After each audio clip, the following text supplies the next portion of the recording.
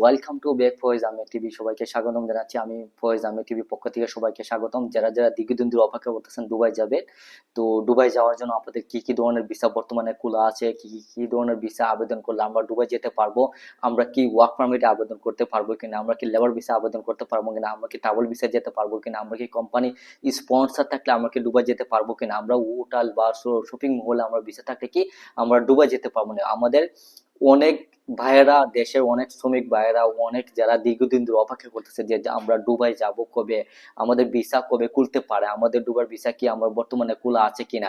আমাদেরকে অনেকেই বলতেছে যে দুবার ভিসা বর্তমানে খোলা আছে, আপনারা যে কোনো ধরনের ভিসা যেতে পারবেন, ওয়ার্ক পারমিট হোক বা ট্যুর ভিসা হোক বা লেবার ভিসা হোক বা কনস্ট্রাকশন ভিসা হোক বা ইলেকট্রিক্যাল ভিসা হোক, বা আপনাদেরকে ভিন্নভাবে ভিন্ন মানুষ ইনফরমেশন দিতেছে। আজকে আমি তাদের জন্য এই ইনফরমেশন গুলো সঠিকভাবে ক্লিয়ার করার জন্য যে বর্তমানে দুবাই কি কি ধরনের ভিসা খোলা আছে, কি কি ধরনের ভিসায় আবেদন করলে আপনার দুবাই যেতে পারবেন।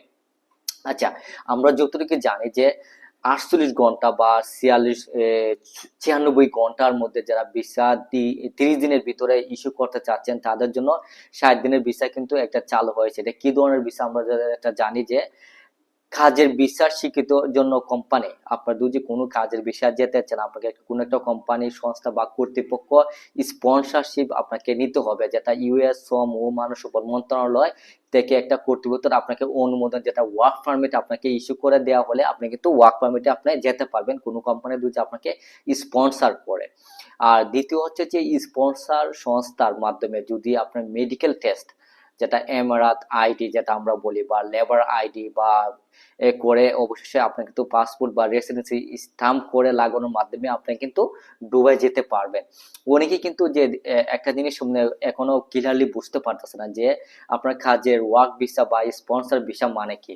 আমি একটা জিনিস আপনাকে ক্লিয়ার করতে চাচ্ছি যে কাজের ভিসা বা স্বীকৃত কোনো একজন কোম্পানি বা সংস্থার কর্তৃক স্পন্সর মাধ্যমে আপনি যখন ভিসার জন্য আবেদন করবেন, যদি কোম্পানি আপনাকে স্পন্সর করে বা কোনো একটা অফার লেটার করে বা এই কাজের জন্য আপনাকে যদি কোম্পানি নিয়োগ করতে চায় বা নিয়ে আসতে চায়, আপনাকে তারা সকল ডকুমেন্ট করবে। সকল ডকুমেন্ট আপনি আপনার অভিজ্ঞতার সার্টিফিকেট, আপনার পাসপোর্ট, আপনি আপনার এক্সপিরিয়েন্স সার্টিফিকেট, এগুলোর জন্য টোটালি আপনার যখন আপনার এম্বাসিতে সাবমিট করবেন, আপনার অফার লেটার যখন সাবমিট করবেন, তখন কিন্তু আপনারা কিন্তু ভিসাটা অ্যাপ্রুভাল হয়ে যাবে। ঠিক আছে, তো আমরা একটা ভিসা আপনার যে বর্তমানে একটা ভিসা চালু আছে যেটা বলে ডিজিটাল নোমাড, যেটা রিমোট ওয়ার্ক ভিসা আমরা যেটা বলি। অনেকে কিন্তু জানেন না যে ডিজিটাল নোমাড ভিসা মানে কি, এই জিনিসটা অনেকে ক্লিয়ার না, অনেকে কিন্তু ভিডিও বানাচ্ছে কিন্তু ডিজিটাল নোমাড ভিসা মানে কি এটা কিন্তু এখনো বুঝতে পারতেছে না। তো তাদের জন্য আমি জিনিসটা ক্লিয়ার করতেছি যে দেখেন, ইউএ এর 1 বছরের যেটা ডিজিটাল নোমান ভিসা কিন্তু প্রোগ্রামটা কিন্তু চালু করেছে।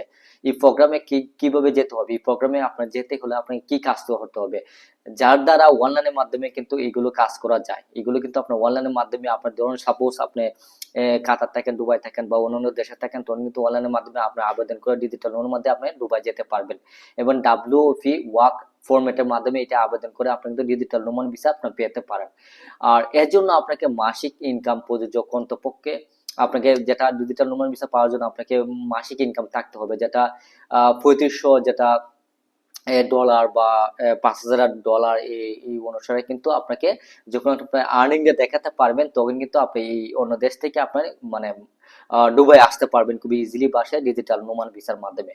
আর একটা ভিসা হচ্ছে যে আমরা সবাই জানি যেটা গোল্ডেন ভিসা, কিন্তু গোল্ডেন ভিসা আমাদের বাংলাদেশের জন্য খুবই ডিফিকাল্ট, কারণ বাংলাদেশের যত শ্রমিক ভাইরা আছে বা যত সাধারণ মানুষ আছে কিন্তু তারা কিন্তু দুবাই যায়।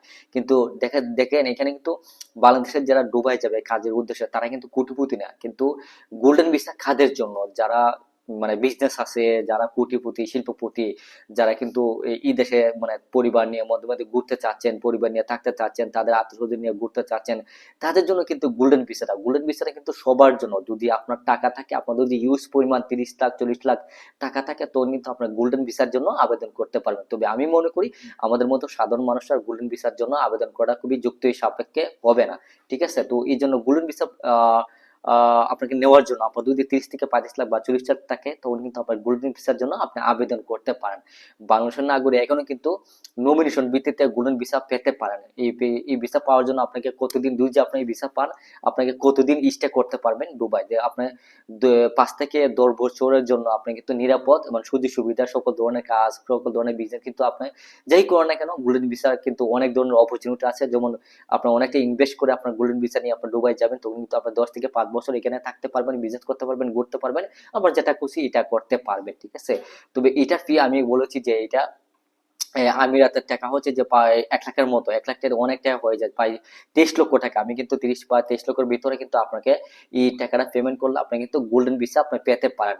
তবে আমি আপনাদের স্বীকৃতি দিচ্ছি যে এটা কিন্তু গ্যারান্টি নয়, যোগ্যতার মাধ্যমে ভিত্তিতে আপনার কাগজপত্র ডকুমেন্ট সবকিছু অ্যানালাইজ করার পর সবকিছু যখন আপনি অথেন্টিক ভাবে সাবমিট করবেন তখন কিন্তু আপনার গোল্ডেন ভিসার মালিক হবেন। ঠিক আছে, তো এটা হচ্ছে গোল্ডেন ভিসা। 2 নম্বর হচ্ছে আপনার দুজি কোনো কাজের ভিসা আপনার যেতে চান, যেমন ট্যুরিস্ট ভিসা, আমরা যদি বলি ট্যুরিস্ট ভিসার জন্য আপনার ট্রানজিট বা ভিসা পাঠানোর জন্য আপনি কিন্তু এখানে 48 ঘন্টা প্রায় 96 ঘন্টা আপনার 7 দিনে কিন্তু আপনার ট্যুরিস্ট ভিসা পেতে পারেন। গোল্ডেন ভিসা এটা কিন্তু খুবই ইজি, তবে আমাদের সাধারণ মানুষের জন্য গোল্ডেন ভিসা না। দেখেন অনেকে কিন্তু বলতেছে যে অনেকবার যে ভিসা কুলা আছে, আপনার লেবার ভিসা কুলা আছে।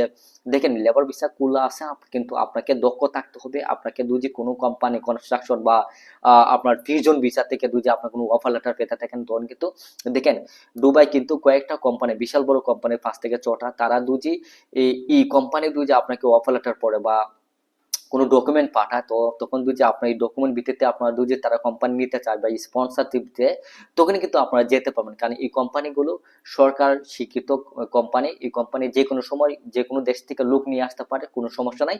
এই কোম্পানির লোকগুলো কিভাবে নেয়, যেমন কোনো ভালো এজেন্সি সরকারি রিকমেন্ডেড বা সরকারি অনুমোদিত, তারা কিন্তু বলবে যে আমার আহ কি ভিসা, ইলেকট্রিক্যাল ভিসার জন্য আমাকে 100 জন লোক লাগবে, আমার ফার্মিং এর জন্য 100 জন লোক লাগবে, আমার ডাইভিং এর জন্য আমার 10 জন লোক লাগবে, আমার ইলেকট্রিক্যাল ভিসার জন্য আমার 30 জন লোক লাগবে। তারা কিন্তু এই ধরনের রিকোয়ারমেন্টের মাধ্যমে তারা কিন্তু একটা এজেন্সির মাধ্যমে তারা কিন্তু বলবে। তখন এজেন্সি কি করবে, যে যারা যারা আবেদন করে, যারা যারা এজেন্সির মাধ্যমে পরিচয় আছে, তারা কিন্তু আগে যখন ফাইলগুলো সাবমিট করে তাদের কিন্তু আস্তে আস্তে যোগ্যতা সাপেক্ষে কাজের অভিজ্ঞতা থাকলে তখন কিন্তু তারা কি করে এই এসব লোককে তারা কোম্পানি থেকে স্পন্সর ও সেন্ডিং করে তাদেরকে মানে চাকরি একটা সুযোগ করে দেয়। তো এটা হচ্ছে যে মানে এই প্রক্রিয়াটা কিন্তু বর্তমানে আমাদের যে ভিসার যে প্রক্রিয়াটা এটা কিন্তু খুবই কঠিন হয়েছে, এটা কিন্তু খুবই জটিল হয়েছে। আগে কিন্তু খুবই সহজ ছিল, এখন কিন্তু ভিসা পাওয়াটা খুবই মানে হাই।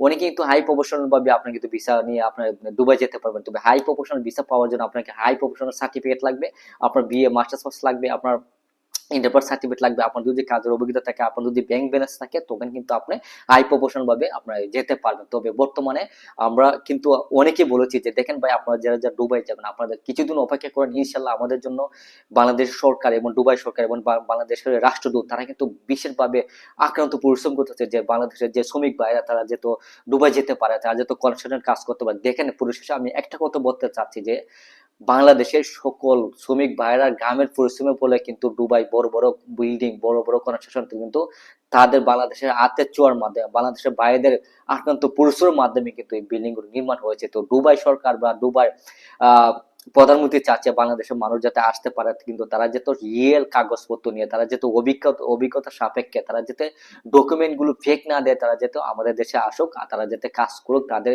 ভাগ্য পরিবর্তন করুক, তারাও কিন্তু চায়। কিন্তু আমাদের কিছু অসাধু মানুষরা কিন্তু তাদের মানে ফেক ডকুমেন্ট দেওয়ার কারণে কিন্তু আমাদের এই কপালে আজকে এই অবস্থা। যাই হোক, আজকে ভিডিওটা যদি ভালো লেগে থাকে ভিডিওটা লাইক কমেন্ট করে আমাকে সাপোর্ট দিবেন, আমার চ্যানেলটি সাবস্ক্রাইব করবেন যাতে আমি আপনাদের মাঝে আর সুন্দর সুন্দর ভিডিও দিতে পারি।